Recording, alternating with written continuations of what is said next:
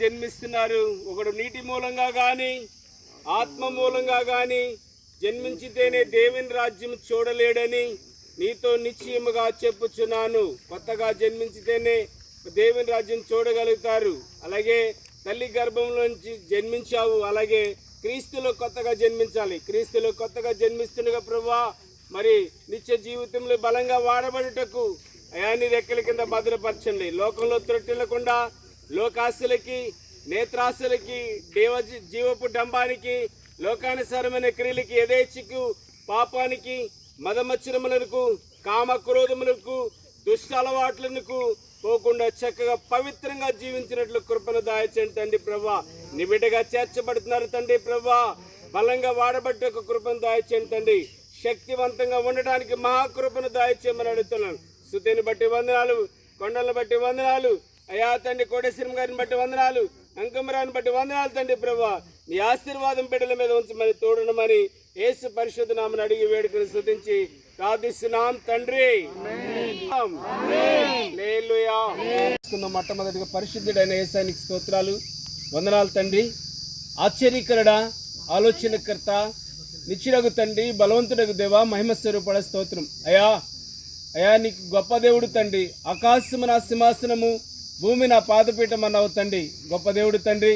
అయా మేము నీటి ద్వారా బాప్తిస్మం ఇస్తున్నాం ఈ బిడ్డకి. అలాగే మీరు ముందుగానే అగ్నితోనూ పరిశుద్ధాత్మతోనూ బాప్తిస్మం ఇచ్చారు తండ్రి. మీరు ప్రభువా సిద్ధపాటు దయచేశారు తండ్రి ప్రభా.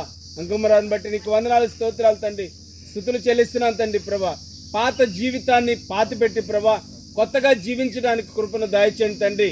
మంచిగా జీవించడానికి కృపను దయచేయండి తండ్రి. నీ హస్తము చాపండి.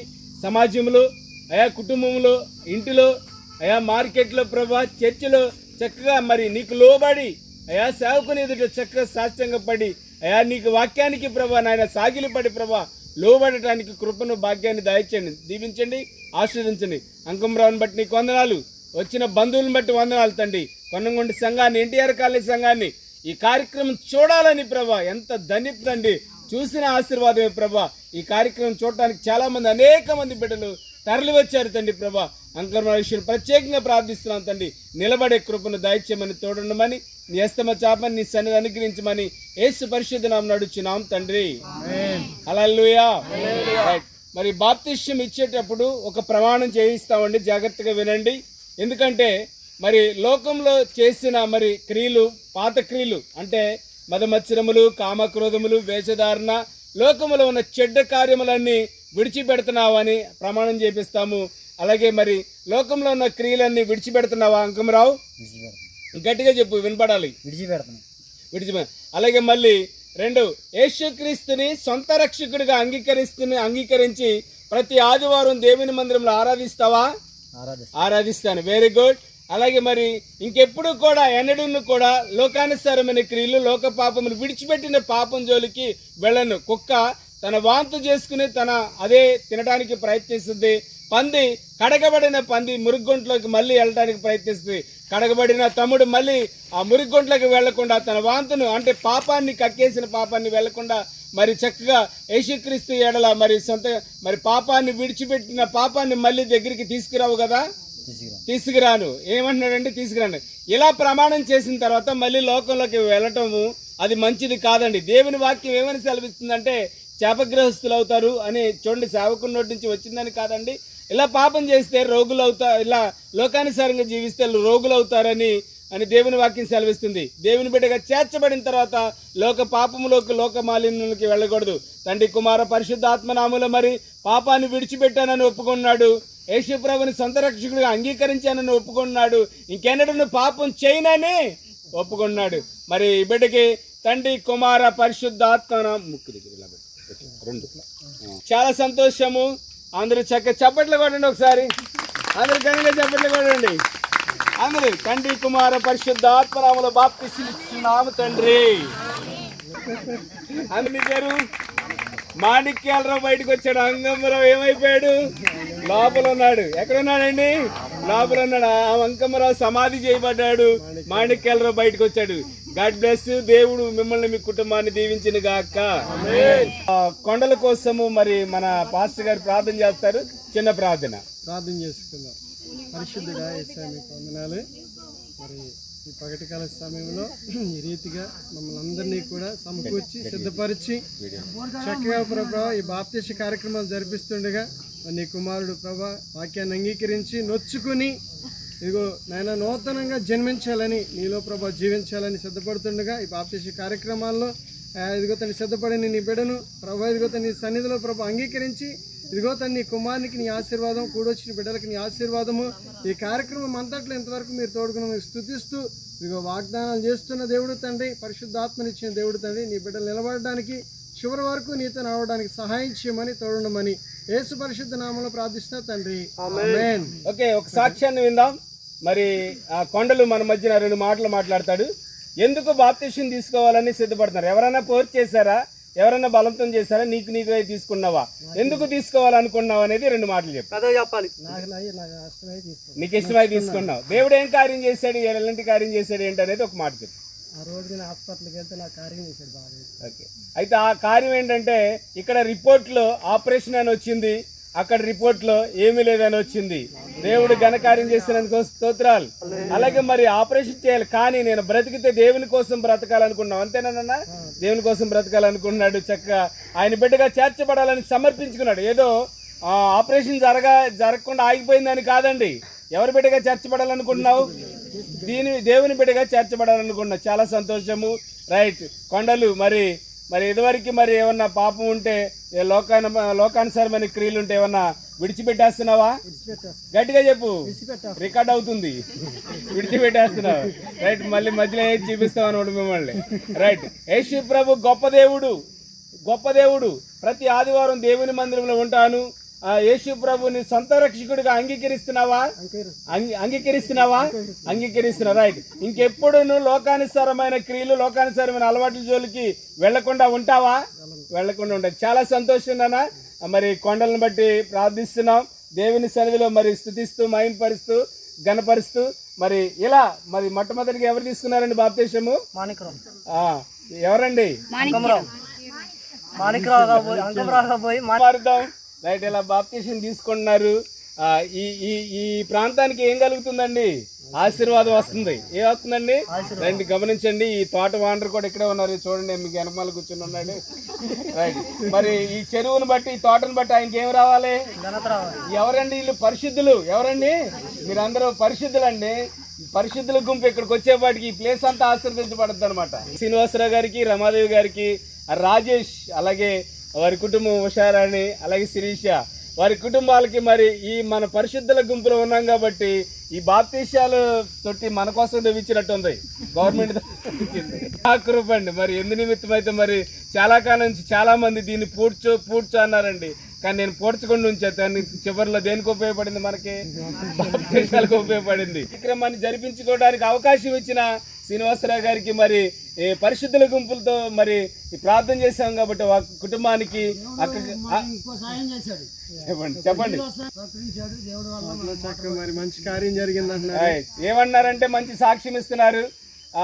మరి పరిశుద్ధుల గుంపులు ఇలా బాప్తిసం జరగటం వల్ల తన మరి తోటలో బోరేయడానికి మహాకృపనిచ్చారని ఉచితంగానే, ఎలాగంటండి ఉచితంగానే బోరేయడానికి మహాకృపనిచ్చారు. ఎవరు రావటం వల్ల? ఏమి ఇవ్వటం వల్ల? ఇక్కడ బాప్తీసాలు ఇవ్వడం వల్ల. నోటితో చెప్పండి గట్టిగా, బాప్తీసం ఇవ్వడం వల్ల. మరి చక్కగా చాలా సంతోషము. మరి ఇలా ఈ కార్యక్రమం చాలా ముందుకు నడిపించడానికి మహాకృపనిచ్చాడు. ఇట్లా పెట్టుకో. రైట్. అంకమ్మరావు, నీ అప్పుడు కొండలను ఏం చేస్తున్నావు అండి? ముంచెట్లా పాతి పెడుతున్నాం. చూద్దాం. హల్లెలూయా. తండ్రి, కుమార, పరిశుద్ధ ఆత్మ నామములో బాప్తిసం ఇచ్చుచున్నాము తండ్రి. సాముయేలని నామకరణ చేయించున్నాము తండ్రి. గట్టిగా స్తోత్రాలు చెల్లిద్దాం. సాముయేల్ అంటే అలిగిన వాడు. మరి కొండలు ఎట్లుంటాడు సాముయేల్? ఈ సాముయేల్ ఎట్లుంటాడో చూద్దాం. సాముయేల్ లాగుంటావా? ఆత్ముడా నాలో అగ్ని మండించు, పరిశుద్ధాత్ముడా నాలో అగ్ని మండించు, నాలో అగ్ని మండించు, ప్రాణ ఆత్మ శరీరము నీకే అర్పించుచున్నానయ్యా. ప్రాణ ఆత్మ శరీరము నీకే అర్పించుచున్నానయ్యా నీ ఆత్మవరములతో నన్ను అభికరించుమయ్యా నీ ఆత్మవరములతో నన్ను అలంకరించుమయ్యా. హల్లెలూయా. చిన్న సాక్ష్యాన్ని విందామండి, అందరూ వినండి. మరి కోటేశ్వరం గారు మన మధ్యన ఉన్నారు. కాలనీలో ఒక పెద్దండి, చక్కగా మన సంఘంలో కూడా చక్కగా పెద్దగా నిలబడుతూ సహకరిస్తూ మందిరానికి సేవకునికి ప్రోత్సాహం. మరి ఈ బాప్తిష్యం తీసుకోవడానికి గల కారణం ఏంటనేది 2 మాటల్లో చెప్పండి అమ్మా. ఎవరన్నా బలవంతం చేశారా, లేకపోతే దేవుడు నీకేం కార్యం చేశాడు, ఎలా నిలబెట్టాడు, నీ బ్రతుకుని ఎలా మార్చాడు అనేది 2 మాటలు చెప్పండి. అందరూ వింటారు. మన మధ్యన సంఘము, కొనుగొండ సంఘం ఉంది, ఎన్టీఆర్ కాలనీ సంఘం ఉంది. నీ బ్రతుకులో దేవుడు చేసిన మాటలను ధైర్యంగా చెప్పవలసిందిగా కోరుచున్నాను. దేవుని స్తోత్రాలు. దేవునికి వందనాలు. యేసయ్య నా తండ్రి, నాకు ఒక 5 నెలల క్రితం ఇంట్లో బాగాలేకపోతే అందరు చనిపోద్దని అన్నారు. హాస్పిటల్కి వెళ్ళినాడని ఎంట్రీ చూపిస్తున్నారు. వెళ్ళి చనిపోయిందని వాళ్ళందరూ చెప్పుకుంటుంటే కూడా నాకు ఎక్కడో తెలుస్తుంది, చేయలేకుండా ఉన్నాను. అయితే నన్ను ఇంటికి తీసుకొచ్చినాక మా తోడుకోళ్ళు, సంఘస్థులు, మీరు పాస్టర్ గారు వాళ్ళందరూ ప్రార్థన చేశారు. నాకు ఫోన్ చెవి దగ్గర పెట్టి వినిపించారు. అయినా కానీ నేను ఈయన వల్ల బతుకుతానో నా దేవుళ్ళ వల్ల బతుకుతానో నాకు తెలియదు. నాకైతే సోయి లేదు, మైకం లేదు. అప్పుడు అన్ని ఇంజక్షన్లు, గ్లూకోజులు ఏయో ఎక్కిస్తున్నారు, ఏమో చేస్తున్నారు. కళ్ళు తెరిచినట్టు నేను ఎవరిని చూడలేదు. అప్పుడు ఒక రోజున నేను పడుకొని ఉండగానే తెల్లారి గట్ల నా బొంది అనేది ఒక బైపాస్ రోడ్డు మీద పరిగెడుతుంది. నా బొందె బైపాస్ రోడ్డు మీద వెళ్ళిపోతుంటే అక్కడ కరెంటు తీగలకి నేరేడుకాయలు కాస్తుంది. అప్పుడు అక్కడికి వెళ్ళినప్పుడు ఒక అతను చింపుడు చేసుకొని ఒక పిచ్చి అతను నా అమ్మట పడ్డాడు. తెలియలే నాకు ఆ తండ్రి అని. తెలియక ఆయన కూడా చూసి పరిగెడుతున్నా భయపడి. అప్పుడు అమ్మ ఇది చూడు, ఒక్కసారి వెనక్కి తిరిగి నన్ను చూడమ్మా అని అన్నాడు. ఆయన నా దగ్గరికి వచ్చేస్తున్నాడు భయపడి. ఒక్కసారి వెనక్కి తిరిగి చూసేసరికి ఆయన ఒంటి మీద సొక్క మరి లేకుంటే స్టవలో తెలీదు, కన్ను చెదిరిపోయేంతగా ఆగపడేసరికి నా పరుగులు నిలబడిపోయింది. నా పరుగులు నిలబడి వెనక్కి తిరిగి చూసేసరికి కనపడిపోయేసరికి అప్పుడు ఒక ఆమె కూర్చొని ఉంటే ఆమె దగ్గరికి వెళ్ళమ్మా, నాకు నోరు బాగలేదమ్మా, 4 కాయలు 3 కాయలు పెట్టంటే, అమ్మ ఇప్పుడు పెట్టకూడదు ఆ కాయలు, నువ్వు వెళ్ళిపో అందాను. అప్పుడు కళ్ళు తెరిచి చూసేసరికి తెల్లారిపోయింది. అప్పుడు మా తోడుకోవాలి రాగానే ఇట్లా కనిపించానమ్మా, నాకు ఏమైందో తెలియదంటే, నీకు ఒంట్లో బాగలేని కనుక మేము ప్రార్థన చేస్తున్నాము, నీకు బైబిల్ పక్కలో పెట్టానక్క, ఆయన ఎవరో కాదు, యేసు వచ్చాడు, ఆయనతో నువ్వు రుణపడి ఉంటాడు అన్నప్పుడు నేను మనసులో పడుకొని, తండ్రి నాయన నన్ను గినక బతికిచ్చి లేపితే నీ జీవితాంతం నీ పాదాలకు రుణపడి ఉంటా, నాకు ఏ ఆలోచన వద్దు, నాకు ఏమీ వద్దు, నేను నీతోనే ఉంటానని చెప్పాను. అడిగాను. నేను 3 రోజుల కల్లా నాకు ఆరాధన ఉండి అని చెప్తున్నారు. గుడికాడికి నడిపి, గుడిలోకి బాగాలేకని గుడికాడికి నడిపిమంటే చిన్నగా నా అంతటికి నేను వెళ్ళేసి గుడి దగ్గరికి వచ్చి బయట నుంచి ఎక్కువసేపు ప్రార్థన చేసుకొని మళ్ళీ వచ్చి పడుకున్నాను. నేను మంచంలోంచి రావాలంటే నన్ను పట్టుకొని పైకి లేపేవాళ్ళు, మళ్ళీ తీసుకొచ్చి పండేసేవాళ్ళు. నేనైతే బతుకుతానని నాకు నమ్మకం లేదు. జనం అందరూ కూడా వచ్చి చూశారు, కాలనీ చూశారు. నేను మటుకు ఆయనకి రుణపడి ఉంటాను. ఆయన చేసిన సేవలకే నేను రుణపడి ఉంటున్నాను. చాలా సంతోషం. హల్లెలూయా. గొప్ప సాక్ష్యం అండి. మరణ పంచుల్లోకి వెళ్ళింది, అందరూ చూసి వెళ్ళిపోతున్నారు. కానీ దేవుడు బ్రతికించాడు. బ్రతికితే ఆయన కోసం బ్రతకాలి, ఆయన రాజ్యంలో స్థిరపడాలని కోరుకుంటుంది. దేవుడు మరి బ్రతికించిన దేవుని కృతజ్ఞత కలిగి మరి దేవునికి స్తోత్రాలు చెల్లిద్దాం. హల్లెలూయా. బాప్తిష్యం ఎవరన్నా మరి పాస్టర్ గారు కానీ ఎవరన్నా ఫోర్స్ చేశారా? కోటేశ్వరం గారు మీరే బాప్తిష్యం తీసుకోవాలని అనుకున్నారా? ఎవరు చేయలేదు, నాకు నేనే. ఆయన నాకు చేశాడు కాబట్టి నేను రుణపడాలని నా మనసులో నేను. ఏం కావాలని బాప్తిష్యం తీసుకున్నావు? ఏ రాజ్యం కావాలని? దేవుని రాజ్యం కావాలని. ఏ రాజ్యం కావాలని అంటే దేవుని రాజ్యం కావాలని బాప్తిష్యం. రైట్. మరి ఒప్పందం చేద్దాం, ప్రమాణం చేద్దాం. మరి ఇదివరకు చేసిన క్రియలు, పాత క్రియలన్నీ, లోకానుసారమైన క్రియలు అనేటినట్టు విడిచిపెట్టేస్తున్నారండి. విడిచిపెట్టేస్తున్నావు అన్నాడు నోటితో. విడిచిపెట్ట రైట్. యేసు ప్రభుని సొంత రక్షకుడిగా అంగీకరించి ప్రతి ఆదివారం దేవుని మందిరం నుండి ఆరాధించడానికి, ఆయన సొంత రక్షకుడిగా ఇష్టపడుతున్నారండి. ఇష్టపడదు. అయితే మరి ఎప్పుడు కూడా పాపం జోలికి, చీకటి జోలికి, మదమచ్చరి కామకారోధముల జోలికి, లోకానుసారమైన క్రియల జోలికి వెళ్లకుండా ఉంటారండి. వెళ్లకుండా ఉంటారు. చాలా సంతోషము. మరి చక్క కోటేశ్వరమ్మ గారిని మరి ఏం చేయబోతున్నాం అండి ఇప్పుడు? సమాధి అంటే భయం చాలా మందికి. రైట్. పాత జీవితం కథం ఏమీ లేదండి, కొత్తగా జన్మిస్తుంది. చాలా సంతోషము. మరి చాలా బైబిల్లో ఒక స్త్రీ ఉందండి, లేయా. ఎవరండి? లేయాకి బిరుదు ఏంటండి?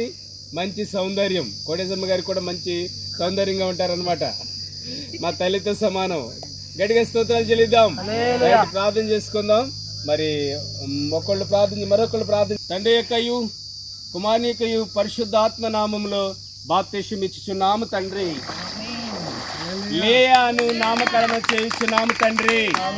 ముందున్నా ఎర్ర సముద్రము ఎదురైనా, ఎరుకో గోడలు ముందున్నా ఎర్ర సముద్రం. హల్లెలూయా.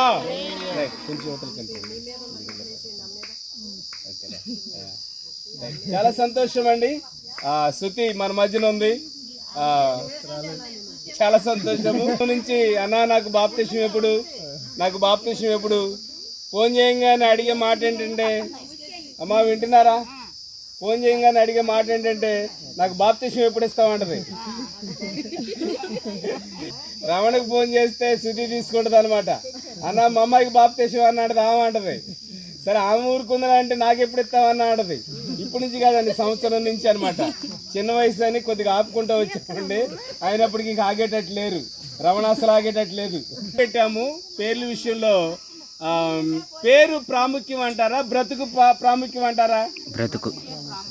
బ్రతికే ప్రాముఖ్యం. ఏదో పేర్లు పెట్టాము కానీ గమనించండి, ఏం మారాలండి? బ్రతుకు మారాలా, పేరు మారాలా? చూడండి, గమనించండి. మరి మార్తమ్మ అని పేరు పెట్టుకుంటాం. ఏంటండి? మార్తమ్మ. ఒక ఆయన పేరు ఆశీర్వాదం అని పెట్టుకుంటాడు. ఏంటండి? ఆశీర్వాదం అని పేరు పెట్టుకుంటాడు. అన్ని అబద్ధాలే. మంచి సాక్ష్యం అండి. మన మధ్యన సాక్ష్యం ఇస్తుంది స్తుతి. ఎవరన్నా మరి బలవంతం చేశారా? దేవుని సన్నిధిలో ఎందుకు బాప్తిసం తీసుకోవాలని ఆశపడ్డావు? ఏం కావాలనుకుంటున్నావు? నా పట్ల దేవుడు మంచి కార్యాలు చేశాడు కాబట్టి నేను బాప్తిసం తీసుకోవాలనుకుంటున్నాను. ఎక్కడికి వెళ్ళాలనుకుంటున్నాను? పరలోక రాజ్యానికి, దేవుడి రాజ్యానికి. బాప్తిసం అనేది కార్యాల కోసం కాదండి. దేనికోసం? పెళ్ళైతే బాప్తిసం తీసుకుంటాను, మరి ఏదో కార్యం జరిగితే తీసుకుంటాను. కానీ దేనికోసం బాప్తిసం తీసుకోవాలి?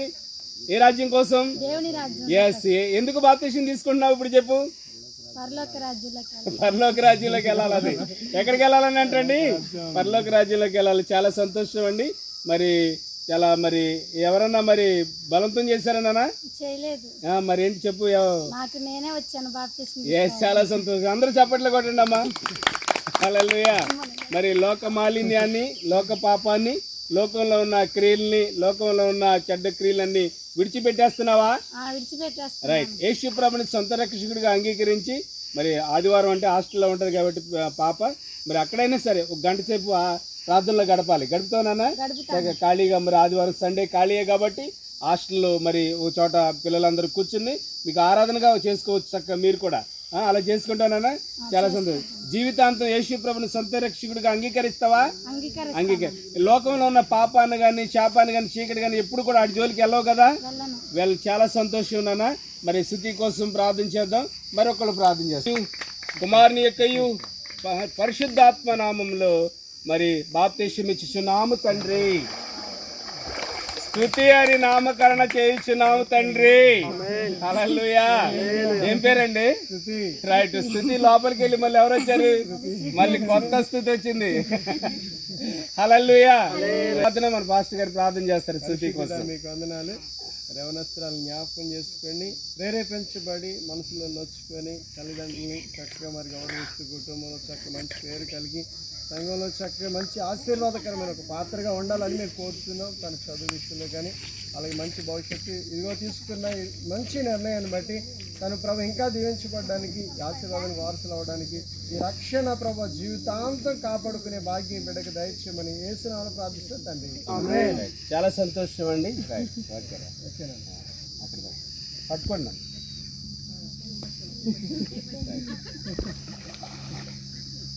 నీళ్ళు సిద్ధంగా ఉన్నాయి, చావకులు సిద్ధంగా ఉన్నారు. ఏమున్నాయంటండి? నీళ్లు సిద్ధంగా ఉన్నాయి, చావకులు సిద్ధంగా ఉన్నారు. ఎవరైనా దిగే ధైర్యం చేస్తారా?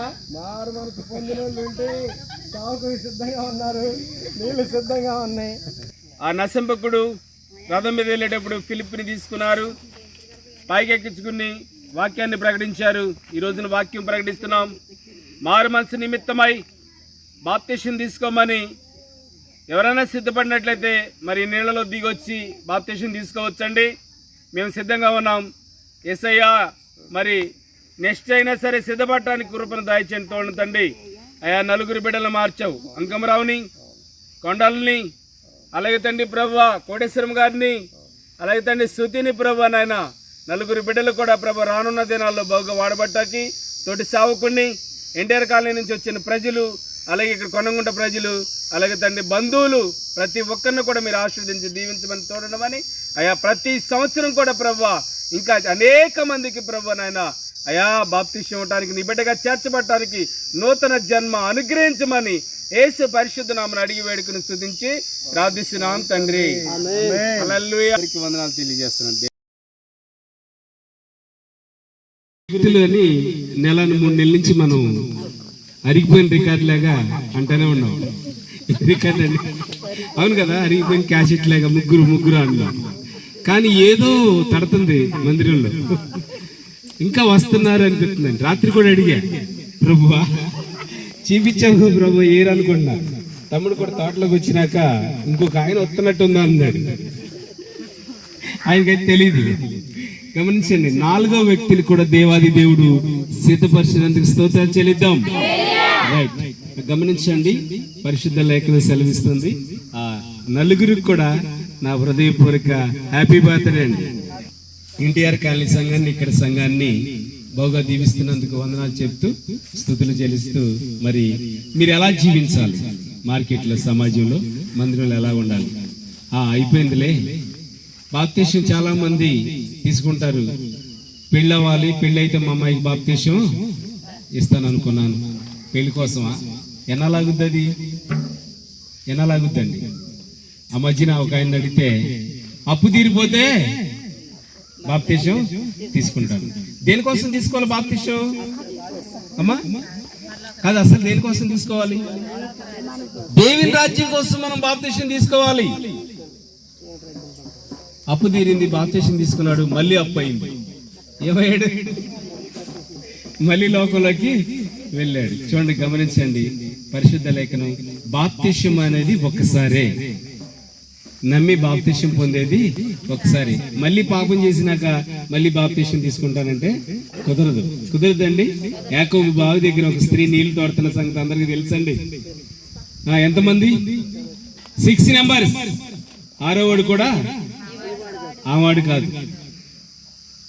వెళ్ళిపోయింది. యేసు ప్రభు వాక్యం ఉంది, దాహం తీరుస్తానమ్మన్నాడు, దాహం తీర్చాడు, కుండలను పగలగొట్టింది, సమరయ పట్టణానికి వెళ్ళింది, సమరయ పట్టణాన్ని మొత్తాన్ని పోగు చేసుకొచ్చింది. మళ్ళీ పాపం చేయడానికి చూసిందా? మళ్ళీ 6 ఉన్నారు, 6గురు ఉన్నారు, 7వ వాడిని తీసుకొచ్చిందా? తీసుకురాలా. పాపం జోలికి వెళ్ళలా. అందరు కుక్కలు పెంచుకుంటుంటే ఒక ఆయన పందిని పెంచుకుంటానంట. దానికి మెడకి తాడు కట్టి షికారికి తీసుకెళ్ళాడంట. తీసుకెళ్తే ఏం చేస్తుంది? ఆ నిధులు ఇచ్చేసుకుని ఏం కనపడింది? అద్భుతమైన సువాసన గల బురదగుండ కనపడింది. బుద్ధి చూడండి, బాప్తిసం తీసుకున్నాక, క్రీస్తు బిడ్డ చేర్చబడినాక ఆ బుద్ధిలోకి వెళ్ళొచ్చండి, బురదలోకి వెళ్ళొచ్చా? చూడండి, పంది గురించి ఆలోచించబాకండి, మన గురించి ఆలోచించండి. ఆ బురదలోకి మనం వెళ్ళకూడదు, ఆ బురద జోలికి మనం వెళ్ళకూడదు. ఒకవేళ ఎవరన్నా రాయేసిన ఆ బురద ఎవరి మీద పడుతుంది? అసలు ఆ దగ్గర కూడా నుంచోకూడదు, ఆ బురద దగ్గర కూడా.